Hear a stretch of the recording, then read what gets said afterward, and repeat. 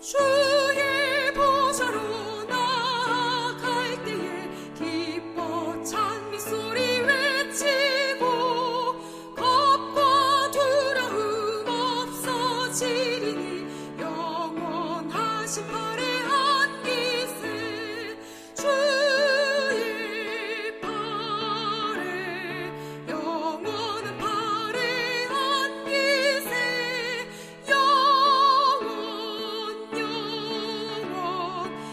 영원하신 팔에 안기세. 사랑하는 타코마 교회 성도 여러분, 그리고 전 세계 여러 나라에서 유튜브와 팟빵을 통해 이 말씀을 경청하는 청취자 여러분, 안녕하십니까? 오늘 이 저녁 다시 하나님의 말씀을 가지고 여러분들을 만나 뵙게 됨을 기쁘게 생각합니다. 오늘 우리가 함께 연구할 하나님의 말씀은 스가랴 5장 1절부터 11절까지 말씀입니다. 스가랴 5장 1절부터 11절요. 내가 다시 눈을 들어 본즉 날아가는 두루마리가 있더라. 그가 내게 묻되 네가 무엇을 보느냐 하기로 내가 대답하되 날아가는 두루마리를 보나이다. 그 길이가 20규빗이요 너비가 10규빗이니이다. 그가 내게 이르되 이는 온 땅 위에 내리는 저주라. 도둑질하는 자는 그 이쪽 글대로 끊어지고 맹세하는 자는 그 저쪽 글대로 끊어지리라 하니 만군의 여호와께서 이르시되 내가 이것을 보냈나니 도둑의 집에도 들어가며 내 이름을 가리켜 망령되이 맹세하는 자의 집에도 들어가서 그의 집에 머무르며 그 집을 나무와 돌과 아울러 사르리라 하셨느니라 하니라. 내게 말하던 천사가 나와서 내게 이르되 너는 눈을 들어 나오는 이것이 무엇인가 보라 하기로 내가 묻되 이것이 무엇이니까 하니 그가 이르되 나오는 이것이 에바이니라 하시고 또 이르되 온 땅에서 그들의 모양이 이러하니라. 이 에바 가운데에는 한 여인이 앉았느니라 하니 그때에 둥근 납 한 조각이 들리더라. 그가 이르되 이는 악이라 하고 그 여인을 에바 속으로 던져 넣고 납 조각을 에바 아귀 위에 던져 덮더라. 내가 또 눈을 들어본 적 두 여인이 나오는데 하계 날개 같은 날개가 있고 그 날개에 바람이 있더라. 그들이 그 에바를 천지 사이에 들었기로 내가 내게 말하는 천사에게 묻되 그들이 에바를 어디로 옮겨 가나이까 하니 그가 내게 이르되 그들이 시날 땅으로 가서 그것을 위하여 집을 지으려 함이니라. 준공되면 그것이 제 처소에 머물게 되리라 하더라. 아멘. 11절까지 말씀을 보았습니다. 오늘 우리가 함께 연구할 말씀의 제목은 날아다니는 두루마리와 에바 속에 있는 한 여인. 날아다니는 두루마리와 에바 속에 있는 한 여인. 이런 제목으로 하나님 말씀을 함께 연구하겠습니다. 다른 본문보다 오늘 스가랴 5장은요. 여러분들이 몇 번 읽는다 해도 그 의미를 제대로 감을 잡기가 참 어려운 본문입니다. 저도 이 5장을 연구하는데 상당히 에너지를 소비하고 머리를 많이 썼어요. 기도하고 읽고 또 묵상하고 내용 전개가 만만치 않았습니다.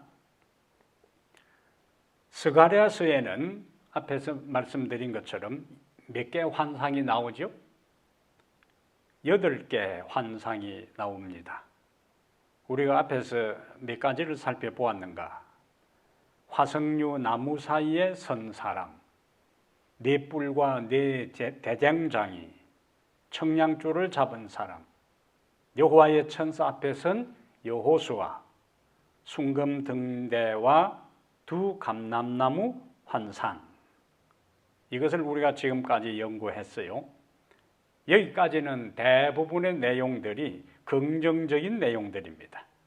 예루살렘 성과 성전 회복의 약속, 그리고 그 회복을 격려하는 기별이 있는 이상들이었습니다. 그런데 그 8가지 중에서 오늘부터 살필 세 환상은 대부분 심판의 내용을 포함하고 있어요. 경고의 기별입니다. 이것은 예루살렘이 회복되고 성전이 재건되는 과정에 하나님의 백성들에게 들어올 수 있는 죄의 요소들을 경고하고 경계하는 내용입니다. 우리가 처음 살필 본문은 1절부터 4절까지인데요. 이것은 하나님은 그의 백성의 개인적인 죄를 엄격하게 심판하신다. 하나님은 그의 백성의 개인적인 죄를 철저하게, 엄격하게, 가차없이 심판하신다 하는 메시지입니다.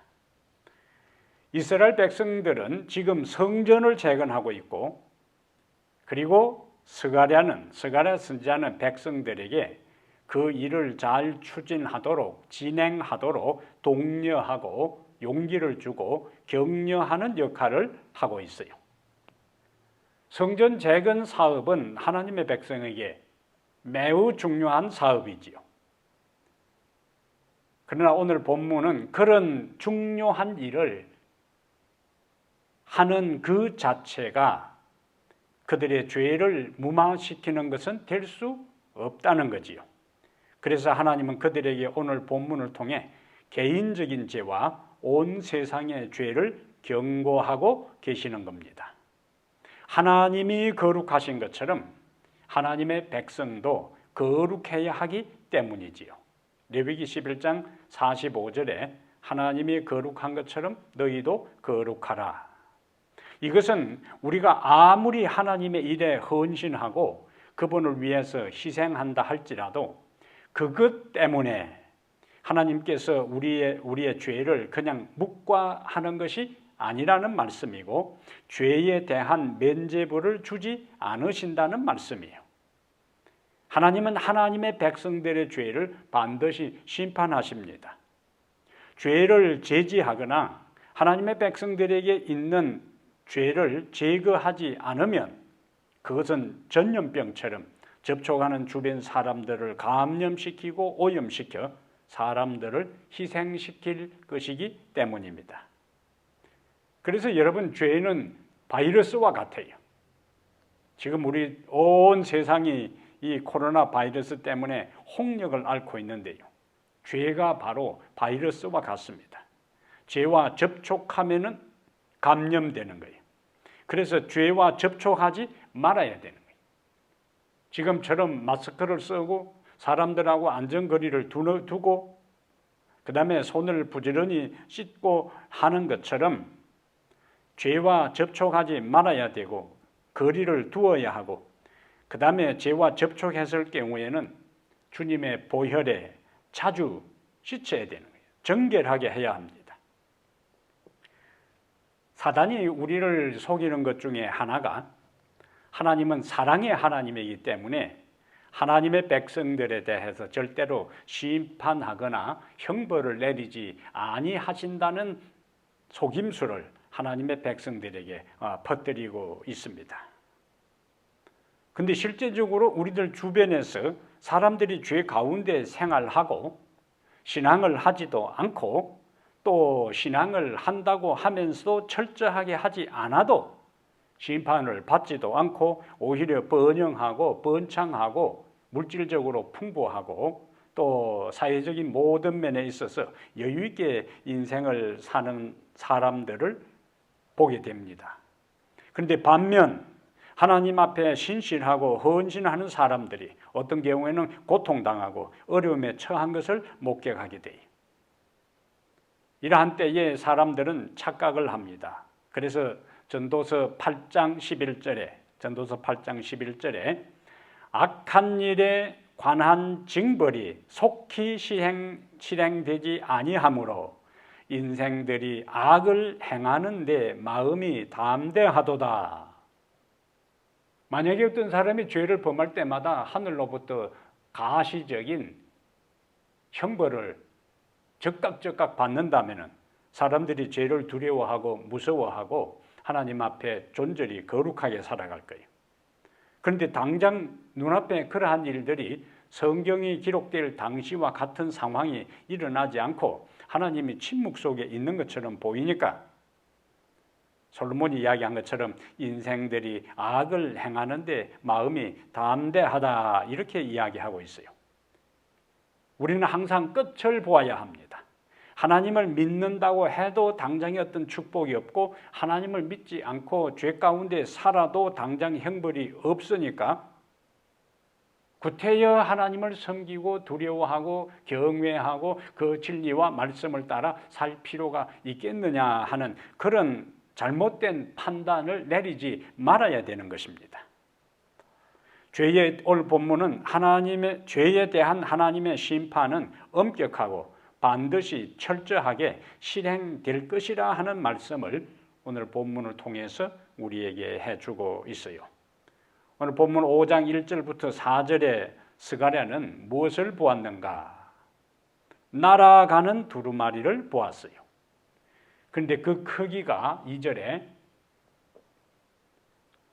내가 대답하되 날아가는 두루마리를 보나이다. 그 길이가 20규빗이요 너비가 10규빗이다.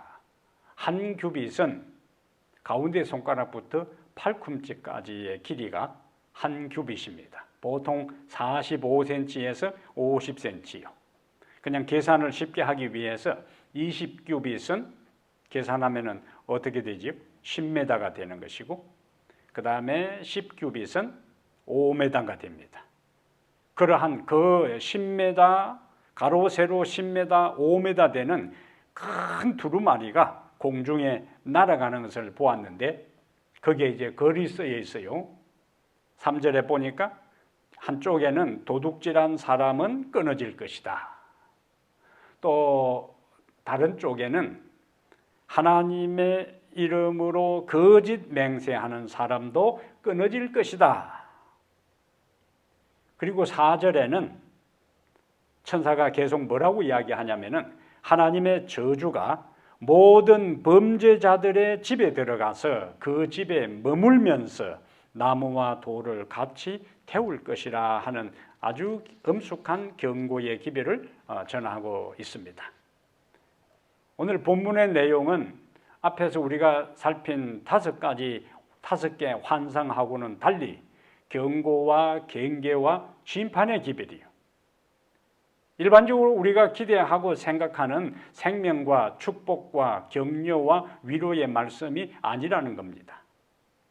이것은 성경 말씀을 받아들이는 사람에게는 하나님의 말씀이 구원과 생명과 축복과 희망의 말씀이 되지만은 그 하나님의 말씀에 무관심하고 그 하나님의 말씀을 묵살하고 무시하고 길을 막고 거절하는 사람에게는 똑같은 하나님의 말씀이 심판과 저주의 말씀이 된다는 것을 우리에게 경고해 주고 있어요.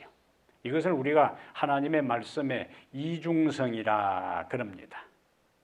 그러므로 오늘 본문은 하나님의 말씀을 제대로 받아들이지 않고 순종하지 않는 사람들에 대한 심판에 대한 경고의 말씀이에요. 2절에 날아다니는 두루마리가 나오잖아요. 이 두루마리는 하나님의 말씀을 상징합니다.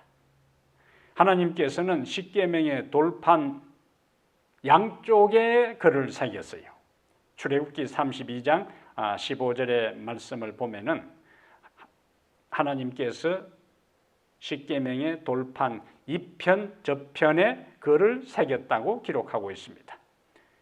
그런데 지금 2절에 스가랴가 환상 중에 본 날아가는 두루마리도 3절에 보니까 양쪽에 글이 쓰여 있는데 한편에는 도둑질에 대한 것을 언급했는데 이것은 십계명 가운데 몇째 계명이죠? 8도 8째 계명입니다. 또 다른 쪽에는 하나님의 이름으로 거짓 맹세를 하는 것이 있는데 이것은 하나님과의 관계를 다루는 계명입니다. 이것은 하나님의 이름을 망령되이 일컫지 말라 하는 계명하고 연결되는 거예요. 셋째 계명입니다. 그리고 그러면 하나님께서 왜 이렇게 엄청난 10m, 5m 되는 큰 종이를 두루마리를 공중에 날아가게 했을까? 그것은 아무도 핑계하지 못할 정도로 누구나 보고 읽을 수 있게 큰 두루마리에 하나님께서 심판의 기별을 기록하신 것입니다. 그런데 이 크기를요, 우리가 2절에 길이가 20규빗, 너비가 10규빗, 그래서 10m, 5m 되는 이 크기를 조금 성경적으로 살펴보면은 두루마리의 이 크기는 솔로몬 성전의 현관, 열왕기상 6장 3절에 그 크기가 나오는데 솔로몬 성전의 현관, 또 옛날 성경에는 낭실이라고도 번역했고 주랑, 영어로 포치입니다. 포치. 이 크기하고 날아가는 두루마리의 사이즈가 똑같아요. 그러면 솔로몬 성전의 현관, 낭실, 주랑의 용도는 무엇인가? 제사장들이 백성을 위하여 율법을 낭독할 때에 이 현관, 낭실, 주랑에서 율법을 낭독했어요.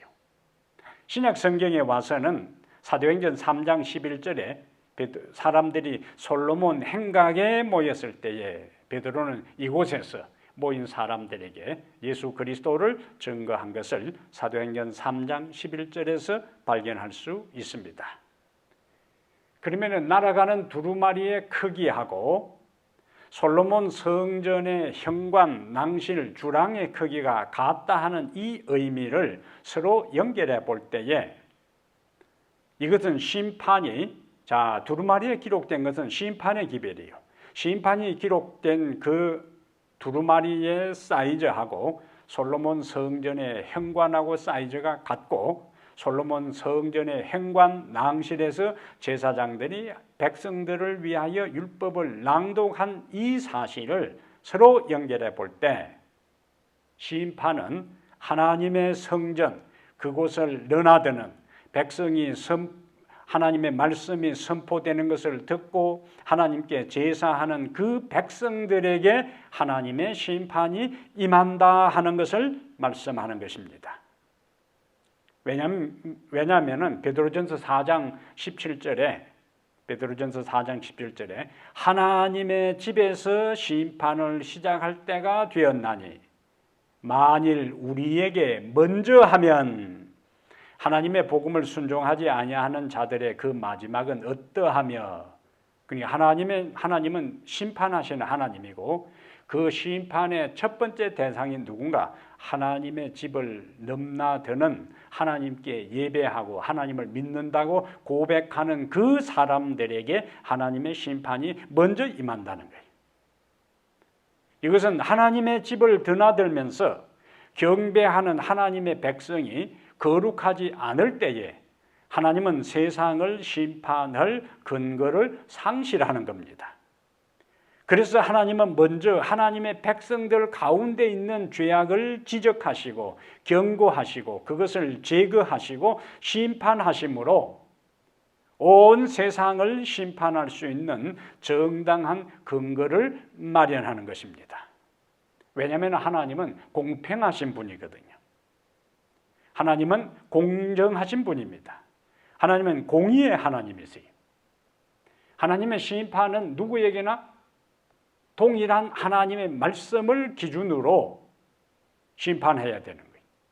법을 이 사람에게는 이렇게, 동일한 법을 가지고 저 사람에게는 고무줄처럼 늘렸다 줄였다고 해서 심판을 하면은 그것은 공정한 심판이 아니고 공정한 심판자가 될 수가 없잖아요.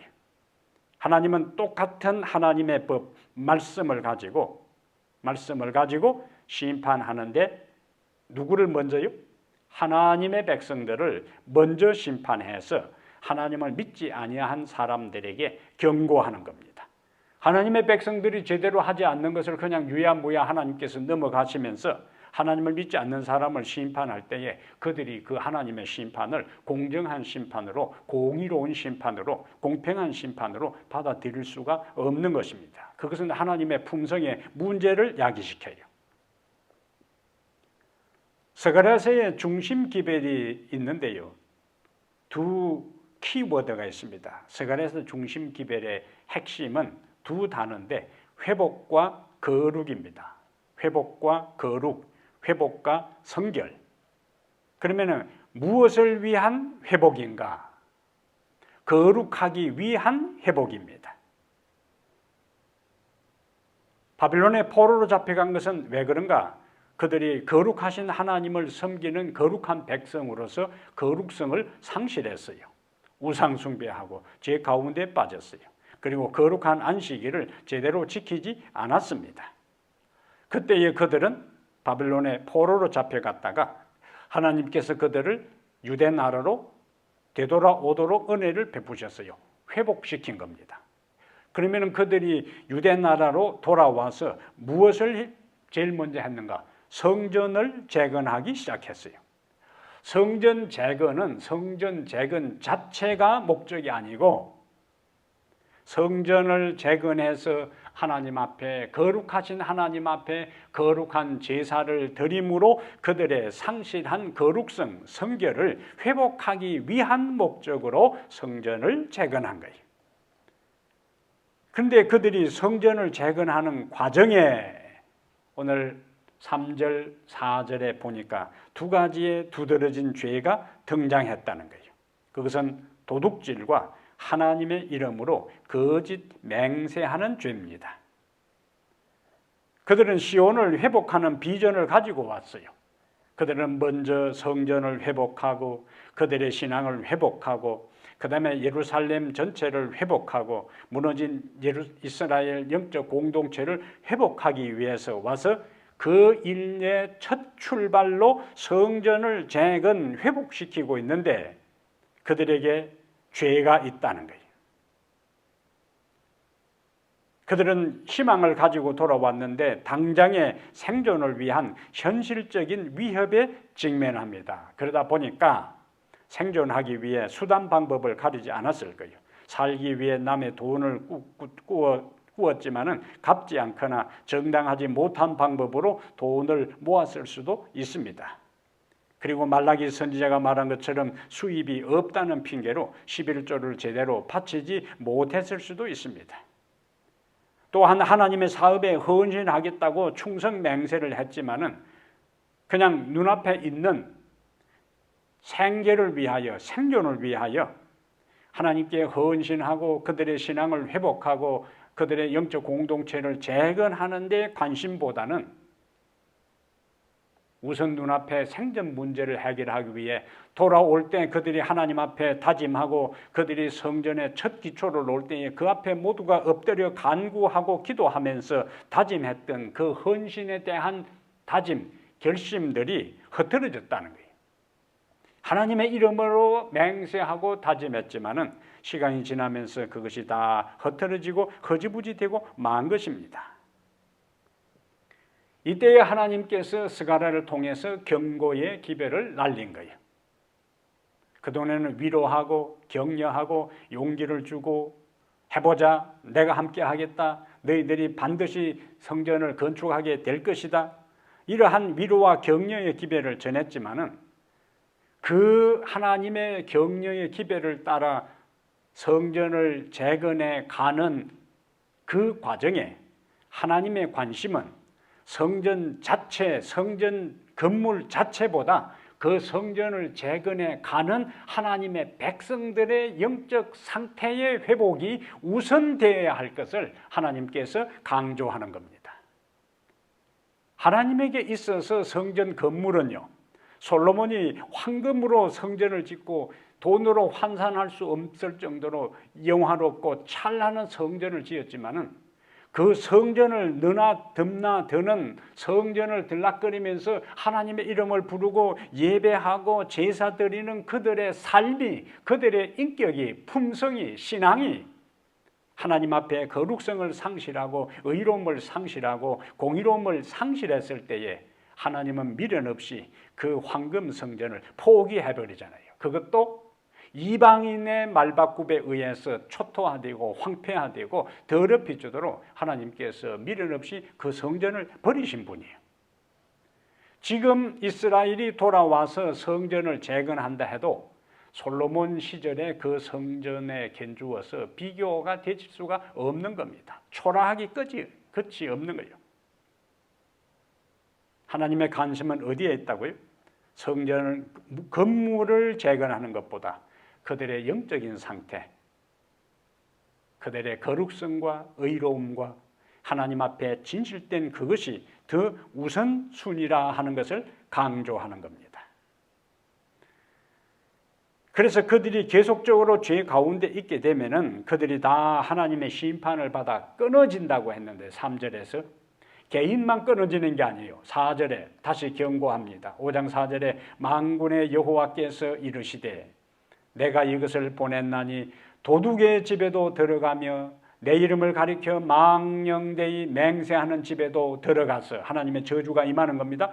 그의 집에 머무르며 아예 자리를 딱 잡고 저주가 그 집을 나무와 돌과 아울러 사르리라. 가정이 다 붕괴되는 거예요.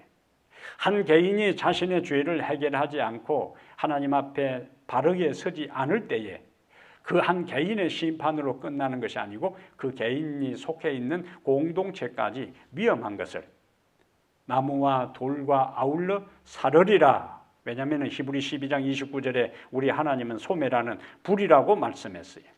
우리가 하나님의 말씀을 어기면 하나님의 저주가 우리의 가정에도 임하여 우리만 아니라 우리 가족과 주변 사람들과 교회를 파괴시킨다는 겁니다. 이러한 의미를 전도서 10장 1절에 솔로몬이 이렇게 이야기해요. 죽은 파리들이 향기름을 악취가 나게 만든다.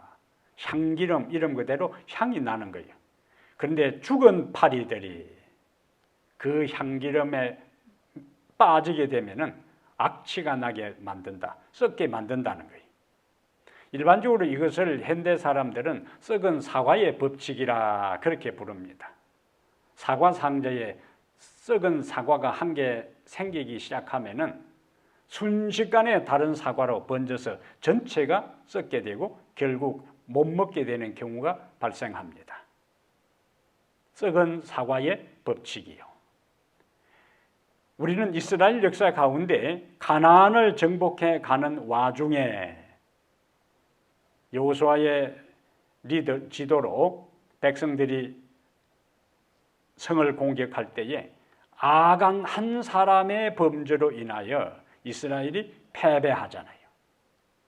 모든 이스라엘 백성이 범죄한 게 아니에요. 아간 한 사람이 하나님의 명령을 어기고 시날산 외투와 금덩어리와 은덩어리를 자기 장막 밑에 숨겨놓은 그 죄 때문에 이스라엘이 패배했어요. 썩은 사과의 법칙입니다. 죽은 파리들이 향기름을 악취가 나게 만든다는 거예요.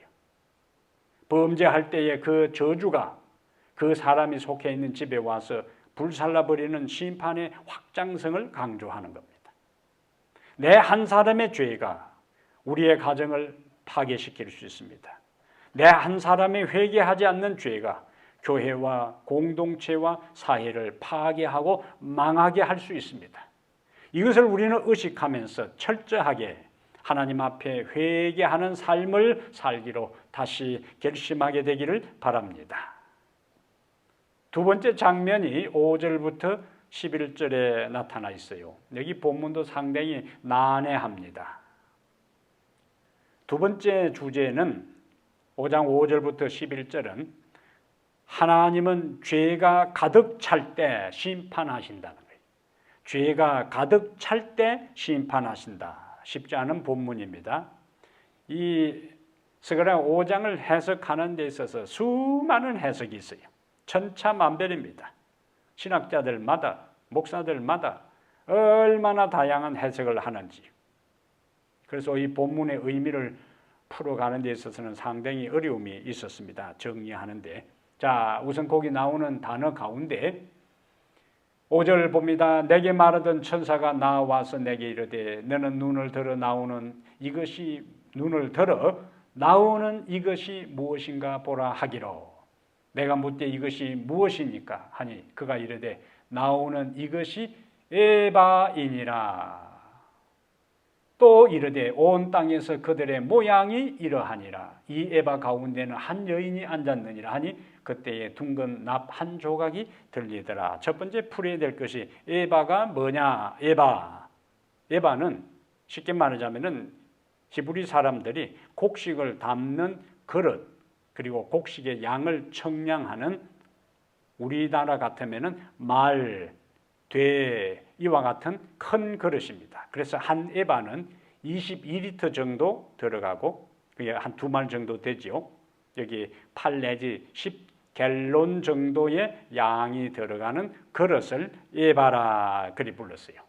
우리가 룻기서를 읽다 보면은 룻이 보아스의 밭에 가서 그 이삭을 주어서 타작을 해서 보니까 한 에바 나옵니다.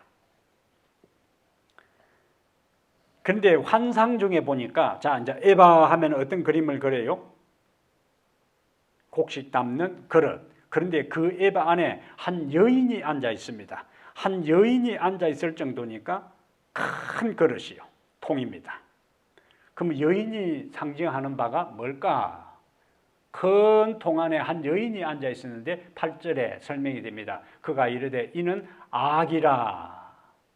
그 여인을 에바 속으로 던져놓고 납조각을 에바 아기 위에 던져 덮더라. 이 여인이 상징하는 것은 8절에 뭐라고 했어요? 악이나 어떤 죄를 상징합니다. 여자들은 조금 부담이 되지만은 하필 남자로 안 하고 왜 여자를 악으로 상징했노? 그래 하겠지만은 성경에는 여자인 하와가 먼저 죄를 범해서 그런지 몰라도 이스라엘이 범죄하면 영적으로 음행한 여인으로 비유했어요. 대표적인 책이 호세아서잖아요. 성경의 보편적인 모습입니다. 8절에 보면은 그 여인을 에바 속으로 던져놓고 큰 통으로 던져놓고 그 다음에 납뚜껑을 납뚜껑으로 그 여인을 밀어넣어서 위에서 딱 덮어버리는 모습이에요. 그림이 그려지지요. 큰 통 안에 여자가 앉아 있고 그 다음에 여자가 고개를 드니까 그 뚜껑이 조금 열렸어요. 그런데 하나님이 다시 그 에바 속으로 여인을 눌러서 딱 덮어버리는 장면이 바로 8절 장면입니다. 이것은 죄의 양이 꽉 차서 한계에 이르러 하나님의 심판을 피할 수 없는 죄인과 세상의 상태를 말합니다. 요즘도요, 핵 폐기물, 방사선 폐기물을 용기에 넣고 납으로 봉하는 것과 마찬가지입니다. 납뚜껑은 죄악을 통제하시는 하나님의 손이요. 모든 세상 만사는 하나님의 손 안에 있습니다. 그분이 다스리시고 지배하셔요. 그래서 이러한 내용을 요한계시록 7장 1절에는 하나님의 천사들이 사방 네 바람을 붙들고 있는 것으로 설명하고 있습니다. 바람, 전쟁이나 재난이나 모든 것에 대해 하나님께서 그것을 다 통제하고 있다는 거예요.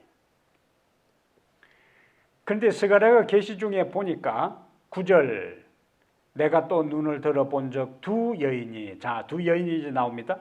하계 날개 같은 날개가 있고 두 여인이 등장하는데 날개가 있고 그 날개에 바람이 있더라. 그들이 그 에바를, 자, 큰 통에 있는 여인이 있고 그 여인 에바통이 앉아 있는데 납뚜껑으로 딱 봉했어요. 그리고는 그 에바통을 들고 천지 사이에 들어 올려. 그리고는 10절에 내가 내게 말하는 천사에게 묻되 그들이 에바를 어디로 옮겨 가나이까 하니 그가 내게 이르되 그들이 시날 땅으로 가서. 시날 땅, 여기서 이제 중요한 단어입니다. 여기 날개가 달린 두 여인은 하나님의 뜻을 수행하는 천사로 볼 수가 있어요. 그리고 그 에바를, 여인이 들어있는 에바를, 악이 가득 찬 그 통을 들고 어디로 가요? 시날 땅으로 갑니다. 그리고 에바의 여인을 위하여 집을 짓고 준공되면 그곳에 살게 될 것이다. 자, 시날 땅, 이걸 이제 가지고 우리가 오늘 후반부 본문의 의미를 풀어가야 돼요. 자, 통 안에 여인이 있고, 여인은 죄를 상징하고, 그 다음에 죄가 가득 찰 때에 하나님께서 그것을 봉해서 두 천사로 상징된 여인을 통해서 시날 땅으로 가지고 갔다. 시날 땅은 창세기 10장 10절에 니므롯이 나오는데, 니므롯 왕국이 니므롯 왕국을 어디에 건설했는가? 시날 땅에 있는 바벨에 건설했어요. 그리고 11장 2절에 바벨탑 사건을 언급할 때 시날 땅이 나옵니다. 그래서 시날 땅은 바벨론이 위치한 지역이요. 자, 이것을 염두에 두고 우리가 계시록 17장과 18장에서 자, 시날 땅은 무슨 내용하고 연결돼요? 바벨론하고 연결됩니다. 계시록 17장, 18장에서 바벨론은 힘과 부와 영화에 있어서 정점을 찍고 있는 모습을 기록하고 있어요. 그럼 바벨론이 뭐냐? 바벨론이 상징하는 것은 하나님의 존재와 그분의 통치를 받아들이지 않는 사람들을 상징해요. 하나님의 존재와 그분의 통치, 지배, 가르침을 받아들이지 않는 사람들, 또한 정치와 종교에 연합된 거대한 조직된 세력입니다.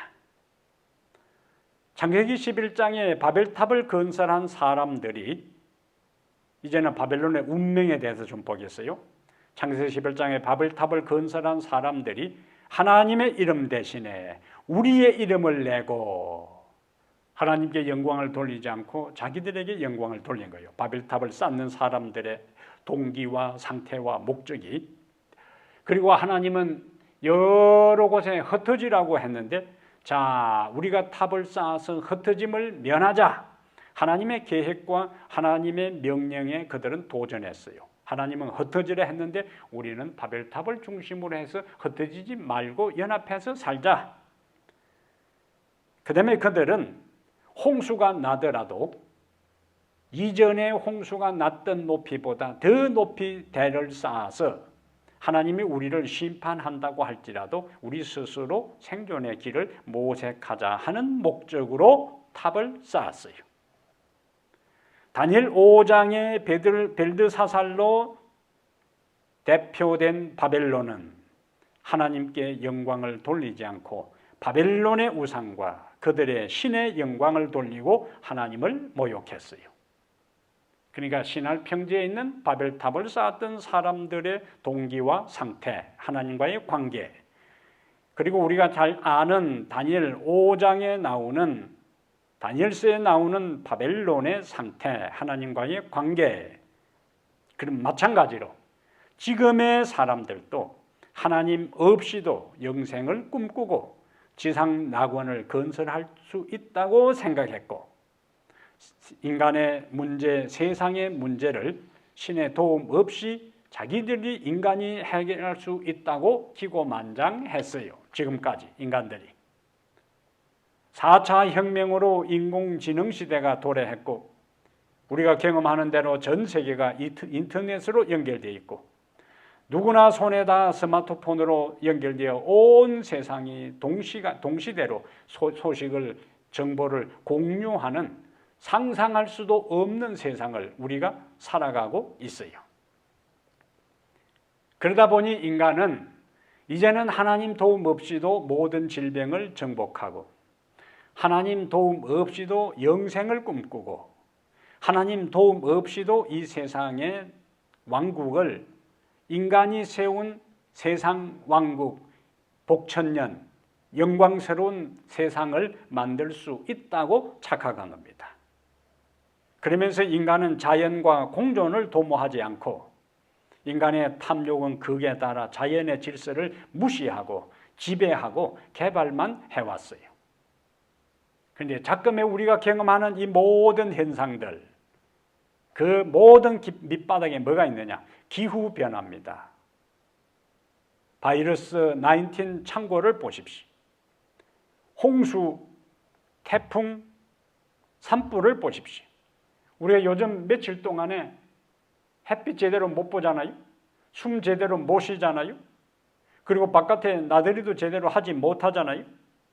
그렇지 않아도 바이러스 19 때문에 마스크를 쓰고 답답한 세상을 사는데 이제는 요 며칠 동안 이 지금 산불로 짙은 이 잿빛 하늘이 언제 맑게 개어서 시애틀 지역의 본래의 모습, 청정 공기, 청정 하늘을 바라볼지 기약이 없는 상태에 있습니다.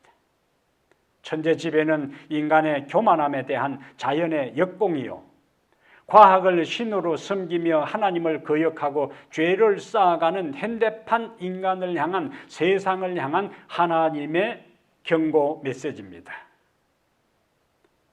신할 땅의 바벨탑은 무너지지 않을 것처럼 보였지만 하나님께서 언어를 혼잡하게 해버리니까 그 공사는 중단되고 그들은 흩어지지 않기로 했지만은 말이 통하는 사람들끼리 다 흩어지고 말았어요. 하나님께서 마음 먹고 인간 역사에 개입하시면은요, 간단하게 인간의 모든 것을 중지시킬 수 있고 제한할 수 있음을 단적으로 보여주는 장면이 바로 창세기 11장의 바벨탑 사건을 중단시킨 하나님의 간섭입니다. 그 후에 금과 사자의 나라 바벨론도 하루아침에 멸망당했어요. 장차 세상 나라, 하나님의 존재를 인정하지 않는 바벨론도 다시 망할 것이라고 계시록은 경고하고 있습니다. 신할 땅의 바벨탑은 무너졌고 금과 사자의 나라 바벨론도 메데 페르시아에 의해서 하루아침에 무너진 것처럼 하나님의 존재를 인정하지 않고 만세지국을 꿈꾸고 인간이 모든 것을 할 수 있다고 기고만장한 교만한 인간과 세상 모든 나라들도 언젠가는 붕괴될 것을 성경은 이렇게 경고합니다. 요한계시록 18장 2절에 힘센 음성으로 외쳐 이르되 무너졌도다 무너졌도다 큰 성 바벨론이여. 여기 바벨론이 무너졌다고 이야기하네. 큰 성 바벨론이여. 또 3절에는 그 음행의 진노의 포도주로 말미암아 만국이 무너졌으며, 세상 나라가 다 무너집니다. 또 땅의 왕들이 그와 더불어 음행하였으며, 그 다음에 10절, 18장 10절에 그의 고통을 무서워하여 멀리 서서 이르되 화이또다 화이또다 큰 성 견고한 성 바벨론이여 한 시간에 네 심판이 이르렀다 하리로다. 17절 그러한 부가 한 시간에 망하였도다. 19절 티끌을 자기 머리에 뿌리고 울며 애통하여 외쳐 이르되 화이또다 화이또다 이 큰 성이여 바다에서 배부리는 모든 자들이 너의 보배로운 상품으로 치부하였더니 한 시간에 망하였도다. 신할에 있었던 악의 성리는 임시적인 것이었어요. 가공의 실체가 없는 착각, 신기루, 환상적인 것이었습니다. 바벨탑이 영원하지 않았습니다. 고대의 바벨론 제국도 영원하지 않았습니다. 하나님께서 간섭하실 때에 그 모든 것은 붕괴되고 깨어지고 파괴되고 모든 것이 사라지고 말았습니다. 계시록은 다시 경고합니다. 하나님을 섬기지 않는 개인과 국가와 세상은 결국 그 죄가 차면 하나님의 심판을 받아 멸망할 것이라고요. 자, 에바에 여인을 앉혀서 뚜껑을 닫은 그것은 세상 죄가 가득 찼음을 의미하는 겁니다. 창세기 6장 5절에 노아 홍수가 일어나기 전에 이렇게 이야기해요. 사람의 죄악이 세상에 가득 찼다고 이야기해요. 그럼 노아 홍수가 일어나요? 자, 죄악이 차면은 반드시 하나님의 심판이 오는 겁니다. 창세기 15장에 하나님께서 아브라함에게 나타나서 그의 후손들의 미래에 대한 것을 말씀할 때 중요한 말씀을 하셨어요. 창세기 15장 13절에 여호와께서 아브라함에게 이르시되 너는 반드시 알라. 네 자손이 이방에서 객이 되어 그들을 섬기겠고 그들은 400년 동안 네 자손을 괴롭히리니 그들이 섬기는 나라를 내가 징벌할지며 그 후에 네 자손이 큰 재물을 이끌고 나오리라. 16절 여기 중요한 단어가 나와요. 네 자손은 4대 만에 이 땅으로 돌아오리니 이는 아모리 족속의 죄악이 아직 가득 차지 아니함이니라. 아브라함 당시에는 아직 가나안 땅에 있는 아모리 사람의 죄악이 가득 차지 않았어요. 그래서 그들을 아직 심판하지 않은 겁니다. 그래서 그들에게 아직 구원의 기회를 허락하셨어요. 은혜의 기회를 허락하셨어요. 자비의 기간을 허락하신 것입니다. 그동안에 이스라엘 아브라함의 후손들은 요셉의 초청으로 애굽의 집단 이민을 가서 한 나라를 형성할 정도로 번창하도록 하나님께서 섭리하셨고 그동안 가나안 땅에 있는 사람들에게는 은혜의 기간을 허락하셨어요. 그런데 그들의 죄악이 찼을 때에 하나님은 모세를 일으킵니다. 그리고 이스라엘을 구원하기 위해 가나안으로 진격합니다. 그리고 가나안 사람들의 죄로 인해 그들이 죄가 창궐하고 가득 찼기 때문에 이스라엘 백성들을 심판하는 도구로 사용하셔서 가나안 땅을 멸망시킨 거예요. 우리에게 뭘 이야기합니까? 바벨탑을 쌓은 사람들의 죄가 찼을 때에, 노아 홍수가 일어나기 전에 죄가 찼을 때에, 바벨론의 죄악이 찼을 때에 하나님은 그들에게 심판하신 것처럼 가나안 땅에 있는 사람들의 죄가 가득 찼을 때에 이스라엘 통해서 그들을 심판했던 것처럼 계시록 18장에는 마지막 이 세상 사람들의 죄와 모든 하나님을 대항하는 거짓된 세력의 연합체들의 죄악이 넘칠 때에, 가득 찰 때에 하나님은 심판을 하신다는 것을 우리에게 강조하고 경고하고 있는 것입니다. 우리의 인생의 그릇에 죄가 차지 않도록 비워야 합니다. 왜냐하면 그 죄가 찰 때에 무엇이 임한다고요? 심판이 임하는 겁니다. 그때는 기회가 없어요. 죄가 찬 상태에서 하나님의 심판이 이르러 올 때는 구원받을 기회가 없습니다. 멸망만이 우리의 운명이 되고 말 겁니다. 그러면 차지 않게 하려면 어떻게 해야 되는가? 비워야 되는 거예요. 비우지 않을 때 죄가 가득 차게 되고, 죄가 가득 차게 되면 하나님은 납뚜껑을 덮어 심판하실 것입니다. 그릇을 비우는 것은, 정결하게 하는 것은 무엇인가? 회개입니다. 우리가 다른 잡다한 것으로 우리의 인격에, 우리의 영혼에 차 있으면 하나님은 그 그릇을 사용할 수 없습니다. 주부도 다양한 그릇 가운데 빈 그릇을 가지고 자기 용도에 맞게끔 사용하려고 하지, 이미 무엇인가 그 그릇에 담겨 있으면 그 그릇은 다른 목적으로 사용할 수가 없습니다. 우리 안에 죄악이 차 있고 우리 안에 교만과 욕심과 탐욕이 차 있으면 하나님은 우리를 통해 우리를 사용하실 수가 없어요.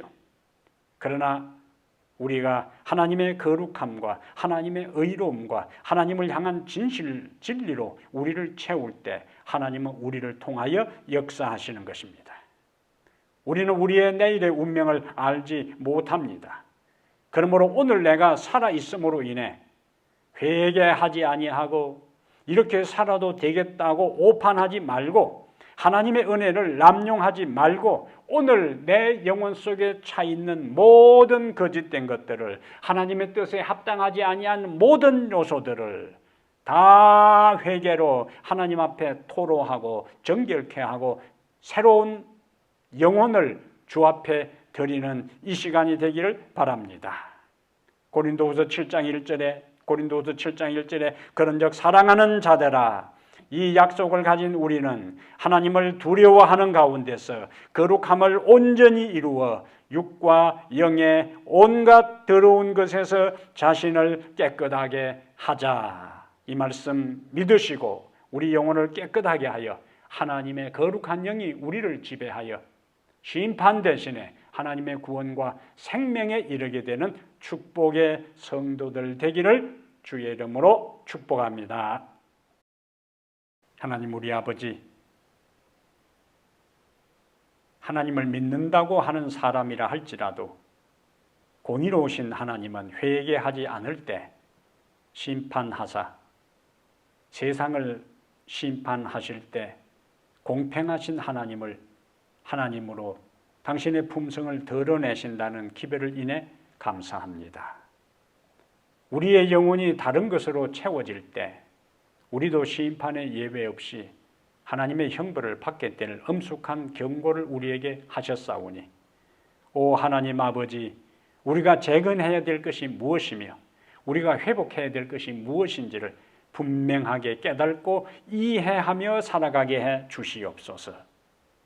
이스라엘 백성들은 성전을 건축하는 그 자체에 목적을 두고 생활하므로 그들 영혼을 회복시키고 그들의 거룩성을 회복시키고 성결의 자리에 이르는 것을 그들이 실패했을 때 하나님은 그들에게 스가랴를 통하여 분명한 경고의 기별을 주신 것을 우리가 배웠사오니, 그 기별은 바로 그 시대의 하나님의 백성들뿐만 아니라 오늘 이 시대의 하나님의 백성들에게 주시는 동일한 경고의 기별로 저희들이 받아들입니다. 오 하나님 아버지, 우리를 다시 정결하게 하시고 거룩하게 하시고 우리의 믿음을 회복시키시고 헌신을 회복시키시고 우리의 시선이 하늘로 향하여 하나님의 백성답게 새롭게 살아가는 회복된 그리스도인들 다 되게 하여 주시옵소서. 우리 주 예수님 이름으로 간절히 기도하옵나이다. 아멘.